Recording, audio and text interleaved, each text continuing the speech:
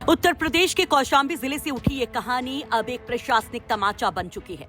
रामबाबू तिवारी चला गया, सिस्टम हिल गया, लेकिन ग्राम प्रधान भूप नारायण पाल अब तक पुलिस की गिरफ्त से बाहर है। सवाल सिर्फ एक, क्यों? कौन है जो इस प्रधान को बचा रहा है?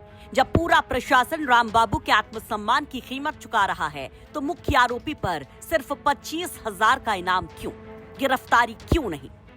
जिस हिसाब से रामबाबू तिवारी मामले में आरोपी भूप नारायण पाल अब तक गायब है, उससे ये तो साफ लग रहा है कि सिर्फ कुर्सियां बदली गई हैं, इरादे नहीं। एसएचओ ब्रजेश कुमार लाइन हाजिर, चौकी इंचार्ज आलोक राय और विवेचक कृष्ण स्वरूप सस्पेंड, लेकिन प्रधान अब भी फील्डिंग पर है और पुलिस बस कोशिश में। क्या यही इंसाफ है? 5 जून को जब रामबाबू का पार्थिव शरीर गांव पहुंचा, तो दुख और गुस्से में डूबे लोगों ने नेशनल हाईवे जाम कर दिया।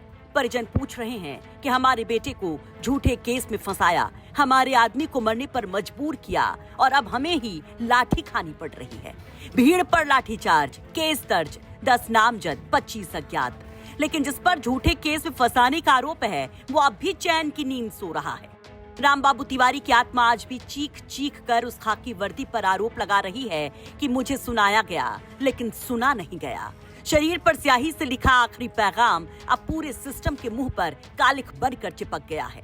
उसने बताया था कि ग्राम प्रधान और उसके गुर्गों ने उसके बेटे को साजिश के तहत फंसाया, क्योंकि उन्होंने चुनाव में साथ नहीं दिया।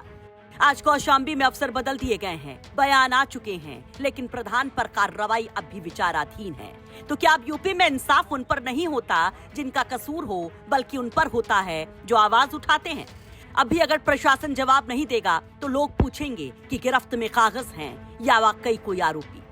हालांकि इस मामले पर अभी पुलिस का स्टैंड वही है कि जांच चल रही है और कार्रवाई होगी। सैनी से संबंधित है। थाना सैनी में 4 जून को रामबाबू तिवारी जी हैं, जो लोहंदा गांव के रहने वाले हैं। इन्होंने कुछ जहरीला पदार्थ खा लिया और जिससे इनकी डेथ हो गई, आत्महत्या कर लिया इन्होंने अपने जेब में एक सुसाइड नोट भी छोड़ा था। सुसाइड नोट में इन्होंने लिखा था कि हमारे गांव के ग्राम प्रधान, उनके भाई लोगों के मेरे बेटे को जो निर्दोष था, उसको जेल, झूठे मामले में जेल भिजवाने से मैं बहुत आहत हूं और उसी के लिए मैं ये आत्महत्या कर रहा हूं। मेरे आत्महत्या के जिम्मेदार ये प्रधान और उनके भाई हैं। इस पर तत्काल जो मृतक है उनके परिजनों की तरफ से एक तहरीर प्राप्त हुई, हत्या की तहरीर प्राप्त हुई और हत्या का अभियोग तत्काल दर्ज किया गया।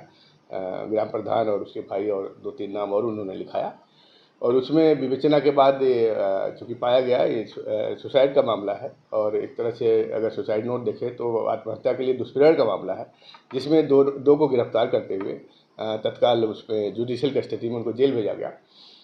इसके बाद 5 तारीख को जब मृतक रामबाबू का पोस्टमार्टम होता है, पोस्टमार्टम के बाद डेड बॉडी लेकर लोग गांव दाह संस्कार के लिए जा रहे होते हैं, तो परिजन और उनके और जो भी मिलने वाले थे, जो हमारा राष्ट्रीय राजमार्ग है NH2, उस पर बॉडी को रखकर काफ़ी देर तक जाम लगाते हैं। गांव के काफ़ी लोग आ जाते हैं, महिलाएं भी रहती हैं, कुछ अराजक तत्व भी उसमें शामिल हो जाते हैं। पुलिस को जैसी सूचना मिलती है, जाम के वहाँ पहुँचती है, उनसे काफ़ी बातचीत करती है, उनको समझाने बुझाने का प्रयास करती है कि राष्ट्रीय राजमार्ग है, इस पर इतनी देर तक जाम लगाना ठीक नहीं है। लेकिन वो बिल्कुल तैयार नहीं होते। उनका एक मांग था कि जो उनका आदमी जेल में है दुष्कर्म के मामले में, उसको यहाँ लाया जाए तभी वो जाम खोलेंगे, जो संभव नहीं था क्योंकि वो जुडिशियल कस्टडी में था। बिना जुडिशियल मजिस्ट्रेट के उसको लाया नहीं जा सकता था। तो उनको समझाया गया, बहुत समझाया गया, वो नहीं माने और अतिरिक्त फोर्स भी भेजा गया। एडिशनल SP कौशाम्बी भी वहाँ पे पहुँचे, उनको बहुत समझाने बुझाने का प्रयास किया, लेकिन वो मानने को बिल्कुल तैयार नहीं हुए और रास्ता जो जाम लगाए थे उसको खोलने को तैयार नहीं थे। तमाम गाड़ियाँ उसमें फंस गई, एम्बुलेंसेस फंस गई। एडिशनल SP ने भी काफ़ी उनको समझाया, तो एडिशनल SP के साथ भी हाथापाई और बदसलूकी वहाँ पे की गई। इसके बाद उनको फिर हल्का बल प्रयोग करके वहाँ से हटवाया गया, सबको सड़क खाली करवाया गया और यातायात को सुगम किया गया। और इसके बाद उसमें एक जाम लगाने का मुकदमा भी लिखा गया, कुछ लोग अरेस्ट भी हुए उसमें और उसमें फिर कार्रवाई की गई। तो कुल मिला के पकड़ ये था कि जो ये पहला वाला मुकदमा लिखा गया था, वो क्या किसी रंजिशवश लिखा गया था, किसी रंजिशवश उसको भेजा गया कि उसमें क्या सच्चाई थी, इन सब बातों को लेकर हमने एक जांच करवाई। इसमें प्रथम दृष्टया उसमें लापरवाही थाने की पाई गई, चौकी इंचार्ज विवेचक की और थाना प्रभारी का भी पर्यवेक्षण शिथिल पाया गया। इसको तत्काल प्रभाव से मेरे द्वारा वहाँ से ट्रांसफ़र किया गया, 2 सब इंस्पेक्टर को निलंबित किया गया और पूरी मामले की, पूरे प्रकरण की निष्पक्ष विवेचना हो, साथ संगत विवेचना हो और किसी भी पक्ष के साथ कोई अन्याय और जाति न हो। इसको थाना सैनी से विवेचना को हटाकर थाना कड़ाधाम के थाना प्रभारी से विवेचना सुनिश्चित कराई जा रही है। परिजन को ये सब चीज़ें बता दी गई है और जो उसमें आरोपी जिसके लिए राम बाबू ने आत्महत्या की थी, जिसका नाम लिया है, उसकी तलाश की जा रही है, उस पर इनाम घोषित किया गया है और जल्दी से पूरी प्रकरण में जो निष्पक्ष कार्रवाई हो सुनिश्चित मेरे निकट निर्देशन में की जा रही है। कितना इनाम घोषित किया गया? वो जो इसमें प्रधान है, जो अभी नहीं मिला, उसे 25,000 का इनाम मेरी तरफ से घोषित है। उसकी हमारी टीम लगी है, उसकी तलाश कर रही है।